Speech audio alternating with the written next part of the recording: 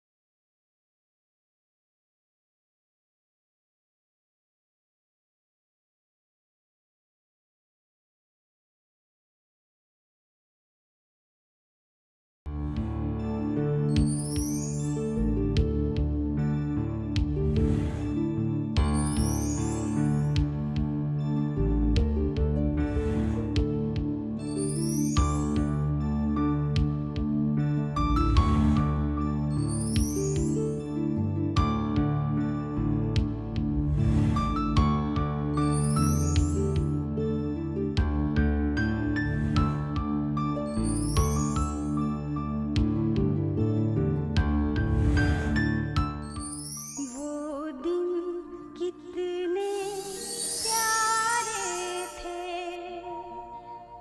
ये दिन भी कितने प्यारे।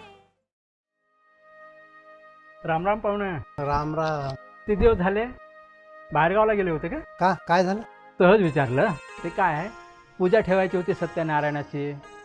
म्हटलं तुम्ही आल्यावर पूजा ठेवू, कारण तुमच्याशिवाय भक्तीमध्ये रंगच येत नहीं. आपके आने से जैसे भक्ति में जान आ जाती है, ऐसा लगता है जैसे मूर्ति में जान आ गई है. आपके भक्ति करने का रंग ही कुछ अलग है. आप निमंत्रण दे और हम ना आए, ये तो हो ही नहीं सकता. साथ में बच्चों को भी लाना, क्योंकि बच्चे अगर साथ में रहे तो भक्ति का माहौल ही कुछ अलग हो जाता है. जरूर लाएंगे. इस बार कहीं बाहर जाने का इरादा तो नहीं है? नहीं, इस बार पैदल ही पंढरपुर गया था. 4-6 महीने आराम करूँगा और यही कीर्तन वगैरह करेंगे और रंग जमाएंगे. ठीक आहे, मी येतो. पाणी आणू का? थांब. जेवण करून घ्या, ताट वाढते. 5 मिनटं थांब. तोंडात तंबाखू आहे माझ्या. अरे विठ्ठला, कधी सोडतील हे तंबाखू? पर इसे छोड़ने का कोई तरीका तो होगा. बेटा, हे लहानपणापासूनची सवय आहे. माझी एवढ्या लवकर सुटणार नाही. अहो बाबा, गरम गरम जेवण करून घ्या. काय तंबाखू खाता? आणि तुम्ही एवढी भक्ती करता, पूजा अर्चना करता. अहो देव एवढा प्रसन्न आहे तुमच्यावर, आणि तुम्ही स्वतः तंबाखू सोडू शकत नाही.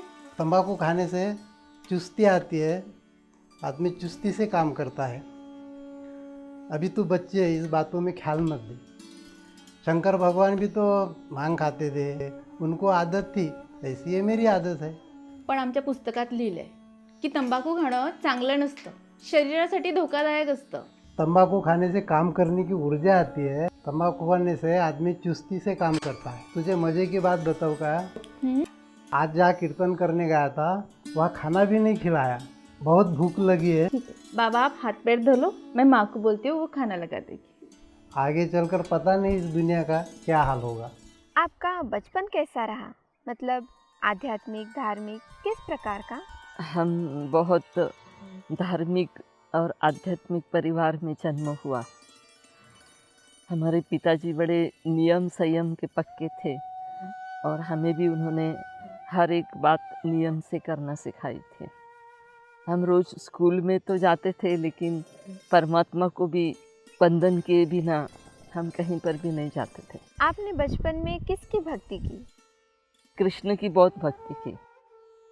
कृष्ण मुझे बहुत प्यारा लगता था। क्या आपने उनके लिए जप तप व्रत आदि रखे थे?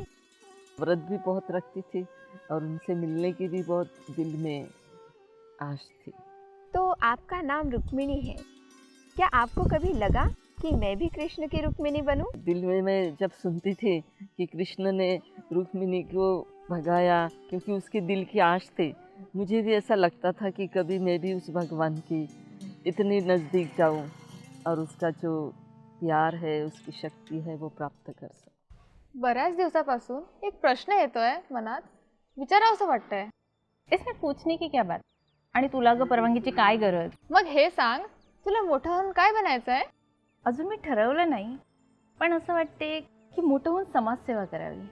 काय समाजसेवा? समाजसेवासाठी तर शिक्षण पाहिजे ना. आणि आपल्या इथे कुठे 10वी नंतर शिक्षण आहे. त्याच्यासाठी तर बाहेर जावं लागते. आणि 3 किलोमीटर पर्यंत तर तुझे आई वडील पाठवत नाही शिक्षणासाठी. मोठी आली समाजसेवा करायला. अगं, जे अनाथ असतात त्यांना घर नसतं. ज्याला जेवायला नाही त्याला जेव घालावं, ज्याला घर नाही त्याला छत द्यावं, यातूनच दुवा मिळणार. आणि या दुवा मिळवण्यापेक्षा अधिक श्रेष्ठ काम कोणतंच नसू शकतं. आणि तसंही दुनिया में कितना दुख है, तुझे ऐसा नहीं लगता कि हमें उनके लिए कुछ करना चाहिए?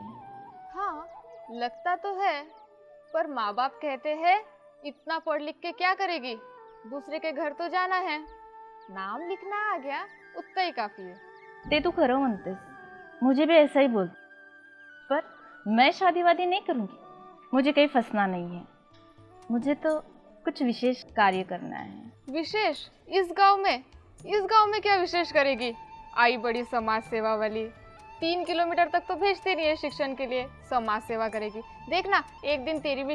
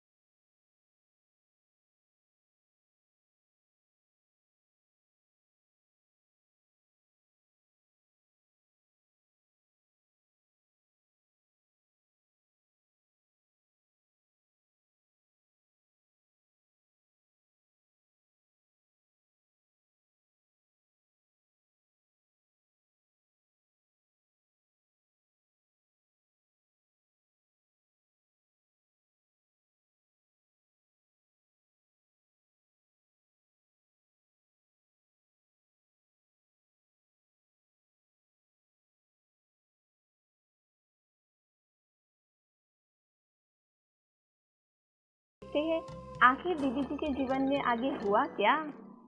वैसे हमारे यहाँ साधु संतों का आना लगा ही रहता था। साल में 2-4 बारी तो साधु संत वगैरह आते थे। और मैंने सुना था कि ध्रुव जो है वो अपने माँ से कह रहा था कि मेरे को अपने पिता उसके गोद में बैठना है।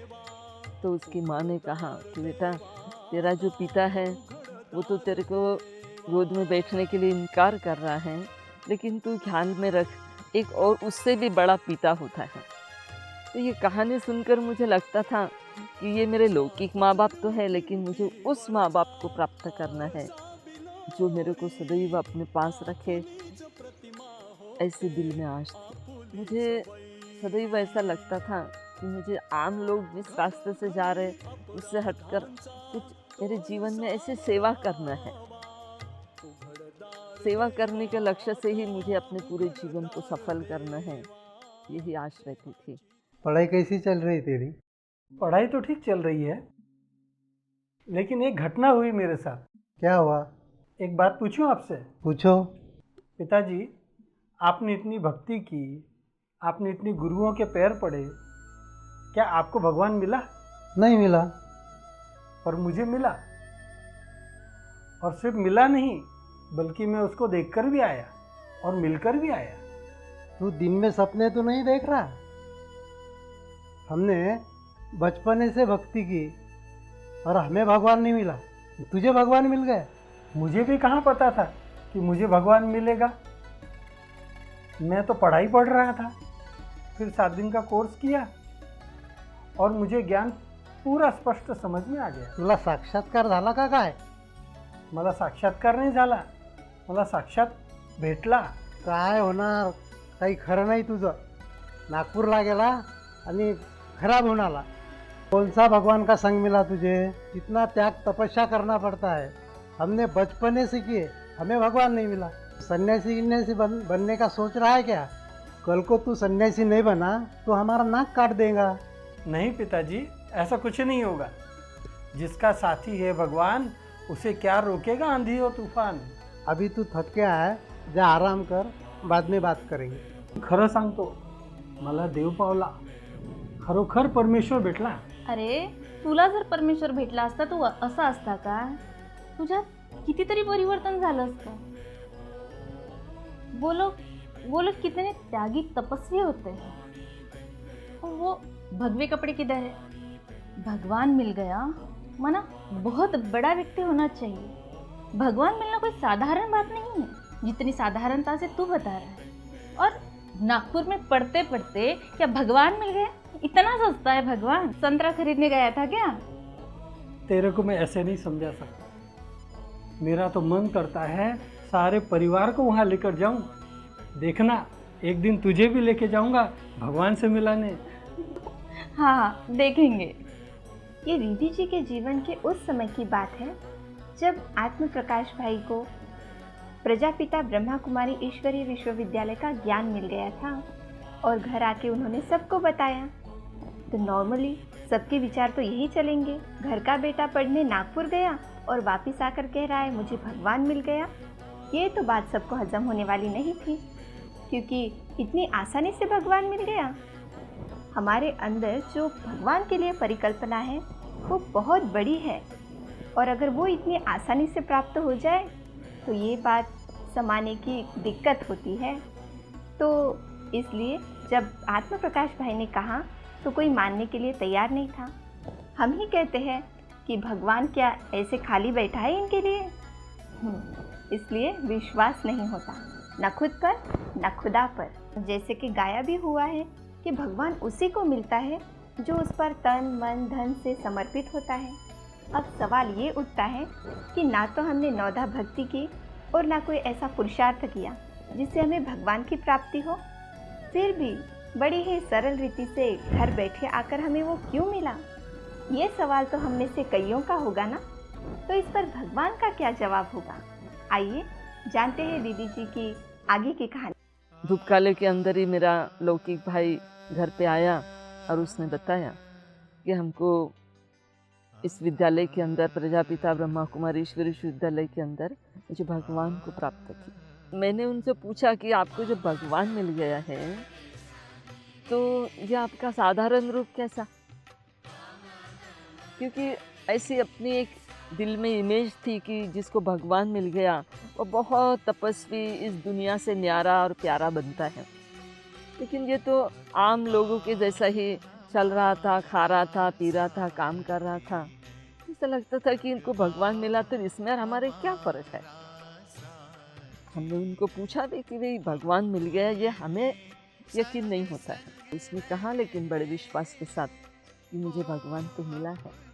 अगर आपको देखना है तो आप नागपुर चलिए, तो उसने अपने मेरे लौकिक पिताजी को सबसे पहले वहाँ लेकर के गए, क्योंकि पिताजी को वैसे शास्त्रों का, गीता का ज्ञान तो था, भक्ति में भी वो बहुत नियम संयम से चलते थे। जब उन्होंने देखा वहाँ जाकर के, उनके जो चेहरों पर दिव्यता थी, और युवा अवस्था में भी वो लोग योग करते थे और बड़े संयमी थे, तो उनको दिल में लगा कि मैं भक्ति तो करता हूँ सालों से, तीर्थ यात्रा भी करता हूँ, उपवास भी करता हूँ, लेकिन एक छोटी सी आदत को भी मैं छोड़ नहीं सकता। और अपने जीवन के अंदर इतनी दिव्यता नहीं आए जिनके इनके चेहरों पर दिखाई पड़ता। तो ज़रूर ये जो कह रहा है इसमें कुछ बात है, सत्य है। जब आपने भक्ति करना छोड़ दिया तो क्या आपसे यह नहीं पूछा गया कि आपने कौन सा मार्ग अपनाया, कौन सा धर्म अपनाया? हमारे गांव के पूरे गांव में आजू बाजू के गांव वालों ने भी कहा कि ये जो वामनराव पाटिल हैं, ये कैसे अपना भक्ति छोड़ करके कौन से धर्म में घुस गया। तो ये तो उन्होंने कहा, क्योंकि उनको तो मालूम नहीं था कि ये क्या धर्म है कि परमात्मा ज्ञान है।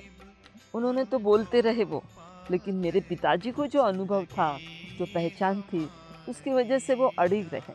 वैसे हमारे पिताजी के अंदर जो भी कार्य करना है उसके प्रति बहुत दृढ़ता और श्रद्धा थी।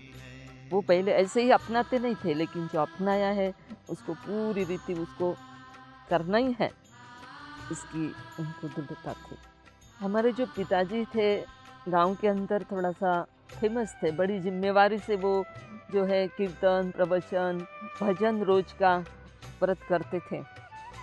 तो ये जब ज्ञान समझ में आया कि हम तो ये सिर्फ कर्मकांड करते हैं, लेकिन ये जो सत्य ज्ञान है जिसको हम परमात्मा को पहचान, उसको याद कर अपने जीवन को पवित्र बना सकते हैं, तो भक्ति करना ऐसा एक, जैसे बच्चे खेल खेलते हैं, ऐसा लगा कि अपने जिनको कुछ भी नहीं जानते हैं, वो कहाँ रहते हैं, क्या करते हैं, बच्चे के खेल खिलौने के जैसा हम भक्ति कर रहे थे। इस वजह से फिर अभी सत्य ज्ञान को अपने जीवन में अपना कर उस ज्ञान को रोज सुनना, उसका चिंतन करना और उसके अनुसार अपने जीवन को ढालना, इसकी शुरुआत कर दी।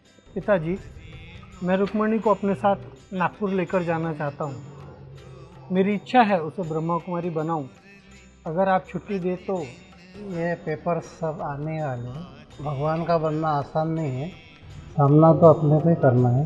उसका जीवन है, अगर उसे ब्रह्मा कुमारी बनना है तो बन सकती है, वो फैसला ले सकती है। मैं उसे नागपुर ले जाकर पहले कुछ दिन सेंटर पर रखूँगा, और इसके लिए समाज आपको बहुत कुछ सुनाएगा, तो आपको सहन करना पड़ेगा।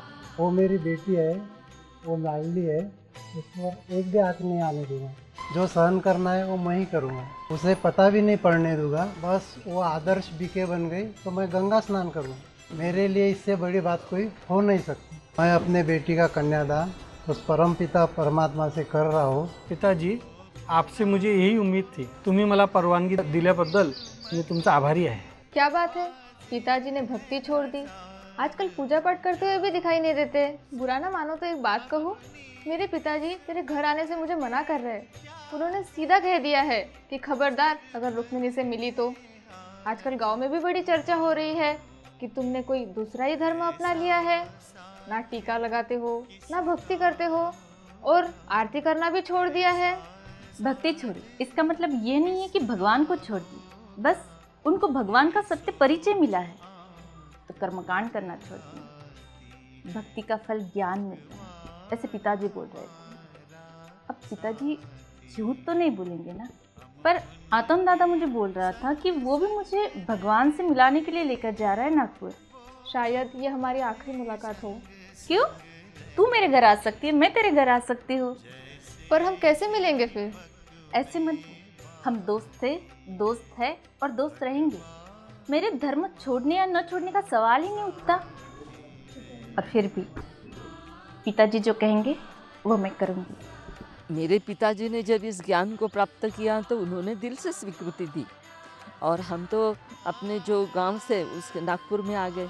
तो मुझे तो नहीं मालूम, लेकिन मेरे को जब बाद में पता पड़ा कि मेरे माताजी पिताजी को सभी गांव वालों ने कहा कि अपने लड़की को आपने क्यों भेज दिया, क्योंकि एक नई रस्म थी कि लड़की को शादी न करके कोई संस्था में भेज देना। तो उन्होंने बहुत लोगों ने कहा कि तुम कैसे अपना ये उनके ऊपर भरोसा करके इस विद्यालय में भेज दिया। लेकिन मेरे पिताजी जानते थे कि वो सच्चाई है और अच्छाई है वो रास्ता, इसलिए उन्होंने बहुत सहज स्वीकृति दी। दीदी जी, वह आपके जीवन का कौन सा क्षण था जिस क्षण आपको लगा कि इस दुनिया में शिव बाबा के सिवाय मेरा और कोई नहीं? वैसे अच्छा तो लगता था कि ये जो ज्ञान है, मेरे को जब 7 दिन का कोर्स किया और यहाँ बताया कि परमात्मा एक है, वो बात भी मुझे बहुत जच गई। क्योंकि आज दुनिया के अंदर भगवान के बारे में अनेक मतांतर है। जिसकी जैसी भावना होती है, कृष्ण में, किसी की राम में, किसी की कोई हनुमान में, कई ऐसे लोग हैं तो अपनी अपनी भावना अनुसार भगवान बनते हैं। लेकिन यहाँ पर जब मेरे को एक सत्य परमात्मा का परिचय मिला तो मुझे सच्चा तो लगा। अब बाकी उसको अपने जीवन में अपनाना या उसकी राह पर चलना, इसके लिए थोड़ा सा टाइम लगा। सरेंडर होने की हर एक को ज़रूरत नहीं है, कहीं तो भी रास्ता कोई अपनाना ही था। तो मुझे भी इच्छा थी कि हमको यही रास्ता चाहिए था। तो दिल में तो बहुत खुशी हो गई कि ये जो रास्ता है ये बराबर है और मुझे अपना जीवन इस सेवा के लिए, इस परमात्मा के पवित्र राह पर चलकर समर्पित करना है। बाकी सभी लोग तो अपने घर गृहस्थ में रहते हुए ही इसको अपनाते हैं, परमात्मा की आज्ञा पर चलते हैं, उसको याद करते और अपने जीवन में बहुत खुशी, आनंद, संतुष्टता प्राप्त करते। अगं रुक्मिणी, ऐकतेस का? मला माहीत पडलं की तू जाणार आहेस म्हणून. जा बाई, पण संभाळून जा ग. सुन, मैंने है ना तेरे लिए आम रखे हैं, वो खा लेना, किसी को मत देना. मुझे पता है बचपन से तेरी ऐसी आदत है, सबको मिल बांट के खाती है, खुद नहीं खाएंगे. अरे सुन, मैंने ना कपड़े भी सिलाए तेरे लिए, अच्छे कपड़े सिलाए हैं, कपड़े साथ लेके जाना. मुझे पता चला तू नागपुर जाने वाली है, वहाँ कैसे रहेगी, वो लोग कैसे होंगे, तुझे कैसा रखेंगे. मेरी प्यारी बच्ची, तू कैसे रह पाएंगी? हाँ? पता नहीं ये आतंक को क्या हुआ, ये तुझे साथ लेके जा रहा है नागपुर के लिए. तेरा मन लगे तो तूने रहना, नहीं तो मेरे पास चले आना, मैं सब संभाल लूंगी. शहर के लोग इतने अच्छे नहीं होते, तूने किसी से बात नहीं करना. सुन, मैं बोल रही हूँ तुझे, ज़्यादा किसी से बात करना नहीं. अभी इस घर में मेरा तो कुछ चलता नहीं, तेरे पिताजी का ही सब चलता है. मैंने कभी तुझे मेरे से अलग नहीं किया, मेरे जिगर के टुकड़े को मैंने कभी दूर नहीं रखा. हाँ, तो मुझे कितना प्यार करती है, मेरा कितना ख्याल रखती है. मैं तेरा नाम कभी खराब नहीं होने दूंगी. ना मेरे पास शक्ल है, ना अक्ल है, ना धन है, फिर भी भगवान ने मुझे अपना बनाया है. ये तो मेरा सौभाग्य है और मैं मेरे सौभाग्य को कभी गंवाना नहीं चाहती हूँ. बस माँ, तू मुझे इतना आशीर्वाद दे कि मैं हमेशा भगवान की बनी रहूँ, जीवन में कभी भी पलट कर ना देखूँ. जिस भगवान ने मुझे अपना बनाया है ना, जीवन भर में उसी के बनकर रहना चाहती हूँ. इसलिए मुझे दुनिया के किसी भी कोने में जाना पड़ेगा तो मैं ज़रूर जाऊँगी. आखिर वह दिन आ ही गया जब दीदी जी के भाई आत्म प्रकाश भाई जी ने ठान लिया कि दीदी जी को एक आदर्श ब्रह्मा कुमारी बनाना ही है. इसलिए वो उन्हें नागपुर ले गए, जहाँ के सेवा स्थान पर उन्हें रखना चाहते थे. अब ये तो बात थी आत्म प्रकाश भाई जी की, लेकिन दीदी जी के दिल के तार तो भगवान के साथ जुड़े ही नहीं थे. लेकिन घर में चर्चा जरूर चलती थी कि अगर दीदी जी ठान लेती है तो सबके लिए आदर्श बन जाएंगी. भाई ने, पिता ने दीदी जी से एक बहुत बड़ी आश रखी थी. तो क्या दीदी जी उस आश पर खरी उतर पाई? अरे बाबा, खा है, ये योगियों का खाना है, इसमें बाबा की शक्ती है. हे असं जेवण मी नाही खात. अरे जेवण कसं तेज तर्राट असतं भैया, इसमें तो कुछ भी नहीं है, न लाल मिर्च न हरी मिर्च. तुझे सेंटर पर रहना है तो ये सब खाना पड़ेगा. और बिना मिर्च मसाले का खाना तो मैं खा ही नहीं सकती. पता नहीं आप कैसे खा लेते हो. बेटा, ये योगियों का खाना ऐसे ही होता है, ज़्यादा मिर्ची खाना सेहत के लिए अच्छा नहीं. मुझे तो टाइम लगेगा ऐसा खाना खाने में. बेटा हे तुझं घर नाही, हे संस्था आहे आणि संस्थेमध्ये राहणे एवढी सोपी गोष्ट नाही. तू परमात्म्याची बनली तर तुला हे सहन करावंच लागेल. ठीक आहे, तू म्हणतोस तर खाऊन घेत. आता हे असं जेवण पण खावं लागणार. पण हे असं किती दिवस चालणार रे? संपूर्ण संगमयुगभर. ऐक रुक्मिणी, मी बाहेर चाललो. अरे पण चाललास तरी कुठे? लौकिक काम आहे, त्याच्यासाठी बाहेर जावं लागणार आहे. जैसे ही मेरा काम खत्म होता है 4-5 दिन बाद वापस आ जाऊंगा. बाबा है मेरे साथ. जैसे कि हम घर में रहते हैं, अपनी पसंद की चीज़ें बनाना खाना आदि होता है, अपने हिसाब से होता है, लेकिन यहाँ पर आकर इनके हिसाब से खाना पीना, मतलब जो परोसा जाए वो खाना, ब्रह्मा कुमारीज में जो धारणाएं आदि हैं वो करना लोगों को बहुत मुश्किल लगता है. तो जैसे कि भोजन, जल्दी उठना आदि, तो क्या आपको इसके बारे में कोई कठिनाइयाँ महसूस नहीं हुई? कहीं अपन आते हैं जाते हैं कोई फंक्शन में, शादी में, तो लगता है कि भाई इन्होंने अपने यहाँ भोजन करना चाहिए. लेकिन जब भोजन का महत्व अपने को मालूम होता है कि शुद्ध भोजन अपने मानसिक स्वास्थ्य के लिए, शुद्धता के लिए कितना आवश्यक है, तो व्यक्ति स्वयं ही अपने युक्त व्यवहार से उसको बचाता है. बाकी हर प्रोग्राम में जाना, अटेंड करना वो तो करते ही थे, लेकिन जब उसका महत्व होता है तो कोई भी परमात्मा ने बताया हुआ जो नियम है या जो भी कुछ बातें हैं उसमें प्राप्ति बहुत है, इसलिए कोई कठिन नहीं लगे. हम पहले बहुत तीखा खाते थे, गांव में प्याज लहसुन खाते थे, और जब यहाँ आए तो बहुत शुद्ध और सात्विक भोजन खाने का बताया था. तो पहले तो थोड़ा सा कुछ क्षण लगा, लेकिन जब परमात्मा का आदेश है कि नहीं, तुम्हें अपने जीवन को शुद्ध और शक्तिशाली बनाना है, तो उसको स्वीकार करना कोई बड़ी बात नहीं लगी. सहज उस भोजन को हम स्वीकार करते गए और उसका असर भी हमारे शरीर पर, हमारे मन पर बहुत शुद्ध और शांत असर होता गया. इस ईश्वरीय विश्वविद्यालय का जो सेवा केंद्र नागपुर में था और मेरा भाई भी नागपुर में ही पढ़ता था, तो हम लोग दोनों भाई बहन अपने किराए के रूम में रहते थे. एक बार क्या हुआ, हम रोज क्लास करने जाते थे, तो मेरे भाई को 40 गांव में कुछ लौकिक कार्य अर्थ जाना हुआ.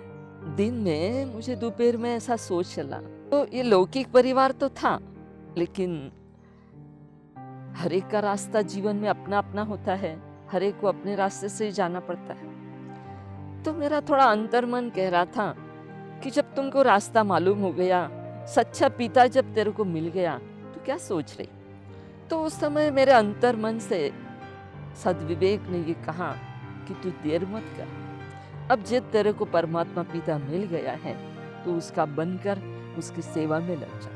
तो मैंने निर्णय लिया कि अभी इसके बाद अपने भाई के साथ न रहकर सेवा केंद्र पर जाकर अपनी सेवाएं देना है, चाहे उसके लिए मुझे कुछ भी सहन करना पड़े, लेकिन सहर्ष में उस परमात्मा की बताए हुए रास्ते पर चलने के लिए तैयार.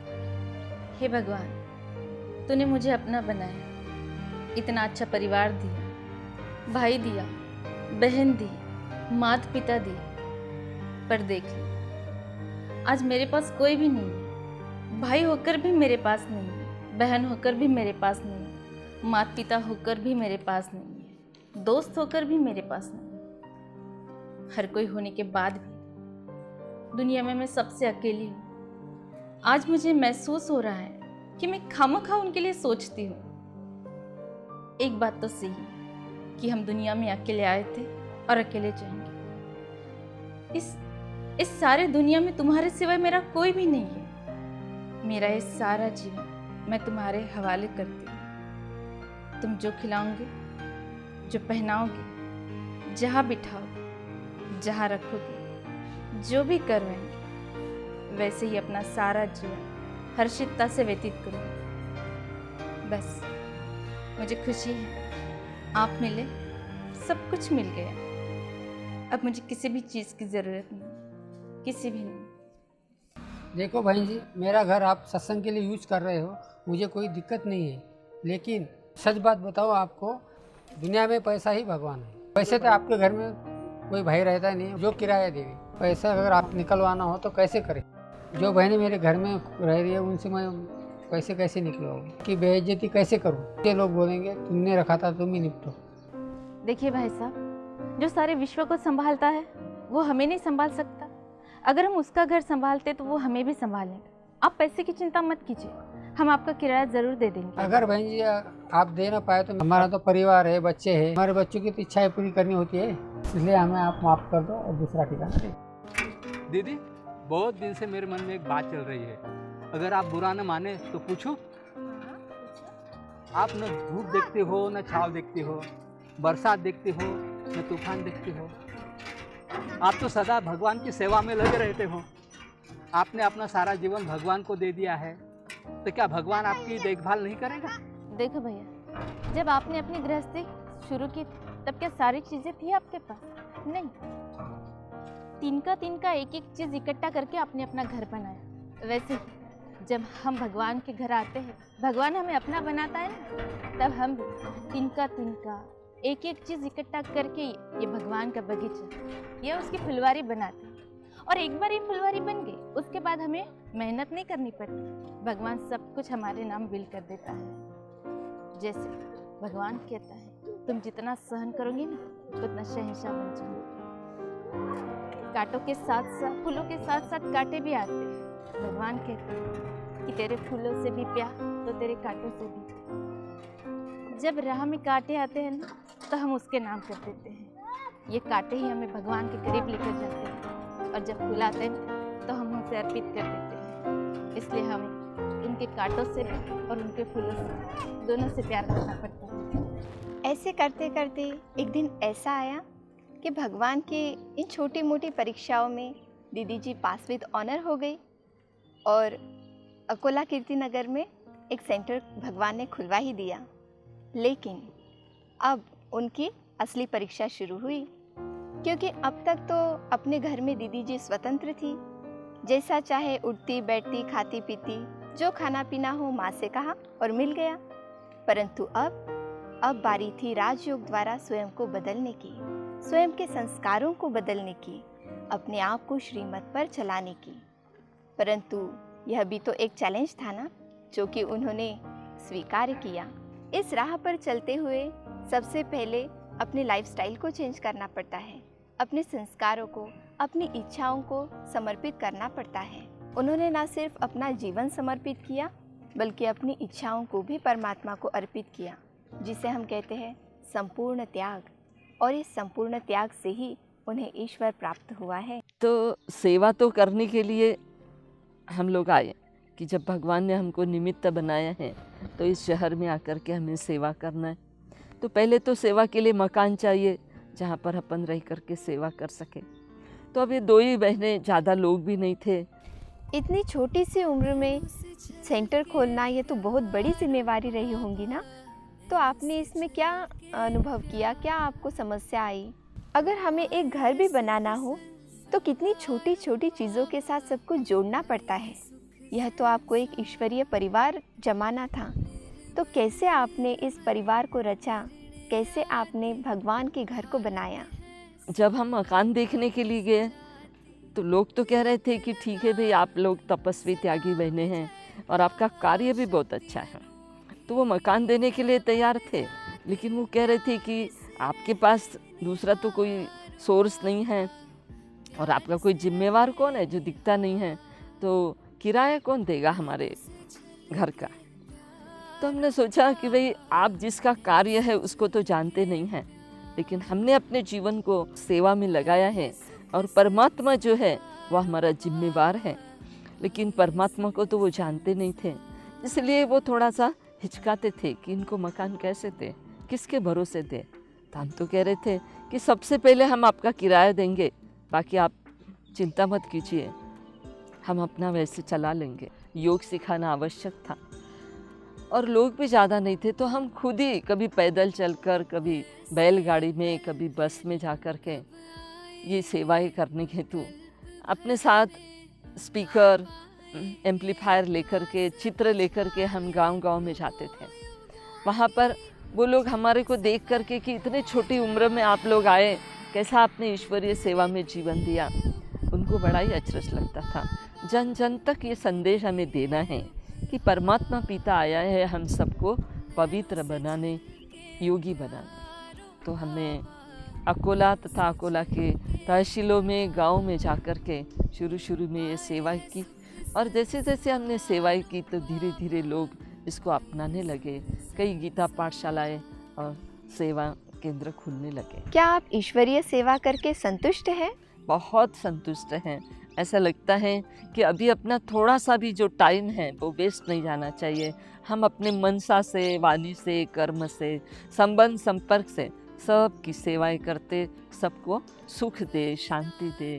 तो दीदी जी, वर्तमान समय में आपके जीवन का क्या लक्ष्य है? भविष्य के अंदर तो हमें यही लगता है कि परमात्मा पिता ने हमें जो लक्ष्य दिया है कि हमें देवता बनना है, फरिश्ता बनना है। ब्रह्मा बाप हैं जिन्होंने अपने जीवन को हमारे सामने आदर्श किया है। हम भी अपने जीवन को सबके सामने ऐसा दर्पण बनाएं जिससे हम परमात्मा पिता को प्रत्यक्ष करें। नष्ट मोहा स्मृतिर्लब्धा होकर के परमात्मा के साथ खुशी से चले, क्योंकि परमात्मा कहते हैं कि बच्चे अभी सृष्टि नाटक का अंतिम समय चल रहा है। हम सभी को ये परमात्मा का संदेश देते हुए घर चलने की तैयारी करें। लास्ट ईयर जो सिंधु सीनियर सिटीजन का 170 लोगों का ले जाने का जो सौभाग्य प्राप्त हुआ, उसमें हमें हमारे परम पूज्य रुक्मणी दीदी, वर्षा दीदी, हमारे दिवाकर भाई, उनका काफ़ी सहयोग रहा। मैं उनका तहे दिल से शुक्रगुजार हूँ, धन्यवाद करता हूँ कि उनके वजह से ही, उनकी कोशिश की वजह से ही हमें ईश्वरीय विश्वविद्यालय में जाने का सौभाग्य प्राप्त हुआ और हमारे मन को शांति मिली। और आगे भी हम इस संस्था से जुड़े रहेंगे। सभी को यही कहेंगे कि इस संस्था से जुड़ने के बाद में आपका मन शांत हो जाएगा और आपको सुख की प्राप्ति होगी। जब हमने दीदी जी को देखा तो उनको देख के जो प्रेरणा आई, उनको देख के जो हमें दृढ़ संकल्प आया, और ये जो जीवन हमने बनाई है उसमें दीदी जी ने बहुत अच्छा मार्गदर्शन दिया हमको। जब हम लोग पढ़ रहे थे तो हम उनसे मिले और उन्हीं ने हमको ये विश्वास दिलाया, निश्चय दिलाया कि इससे बढ़कर जीवन कोई हो नहीं सकती है।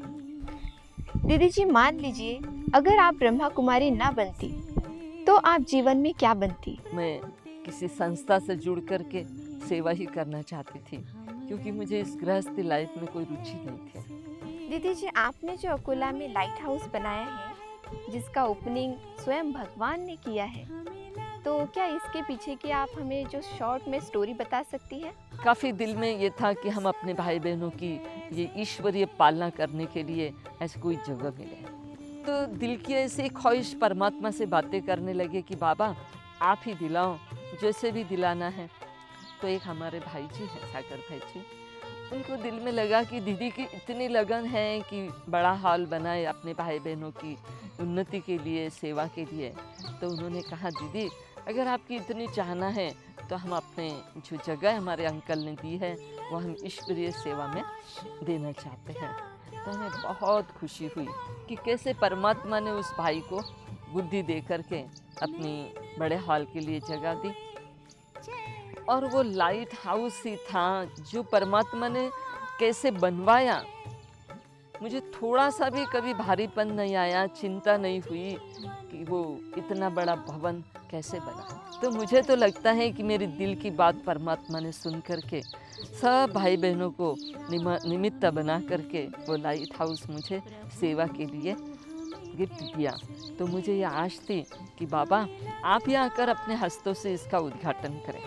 सचमुच जब वो परमात्मा पिता के पधरामणि होती है तो उस परमात्मा पिता ने रिमोट कंट्रोल की जो आजकल ऐसी व्यवस्था हो गई है, तो वो भाई बहन हमारे अकोला में आए, उन्होंने सब अरेंजमेंट करके और हम लोग स्वयं उस बाप दादा से मिलने माउंट आबू गए। और प्यारे बाबा ने बहुत खुशी से, बहुत प्यार से इस भवन का उद्घाटन किया और साथ में हमें वरदान दिया कि जहाँ उमंग उत्साह है वहाँ वृद्धि अवश्य है। दीदी जी, शुरू में जब आप सेवाओं में आए तो आपका क्या अनुभव है? वो दिन ज़्यादा प्यारे थे या ये दिन ज़्यादा प्यारे हैं? उन दिनों में भी हमको बहुत नशा और खुशी थी, कुछ भी तकलीफ को तकलीफ नहीं लगी। ऐसा लगता था कि नहीं, जब परमात्मा अपने साथ है और अपने दिल की खुशी है तो वो भी दिन बहुत अच्छे थे। ऐसा लगता था कि अपना भाग्य है जो भगवान ने अपना इंस्ट्रूमेंट यूज़ किया। तो बहुत खुशी थी। और आज भी हमें लगता है कि अपन इतने भाग्यशाली थे जो ये सेवाएं करके आज अपन यहाँ तक पहुँचे हैं। तो वो भी दिन हमको बहुत प्यारे लगते और आज ये भी दिन प्यारे हैं जबकि हम और भी परमात्मा के नज़दीक का अनुभव करके शक्तियाँ प्राप्त करके और उनकी सेवा कर रहे हैं। दीदी जी, आपका बहुत बहुत शुक्रिया। आपने अपना अमूल्य समय हमें दिया। हम आशा रखते हैं आप आगे भी ऐसे ही सेवा करते रहेंगे। अवश्य। तो ऐसे ही आगे भी हम आपको अनेकानेक बहनों के जीवन चरित्र लघु चित्रों द्वारा पेश करते रहेंगे। तब तक के लिए मुझ किरण को आप दीजिए इजाज़त। नमस्कार। वो दिन कितने प्यारे थे, ये दिन भी कितने प्यारे हैं। तब बाबा साथ हम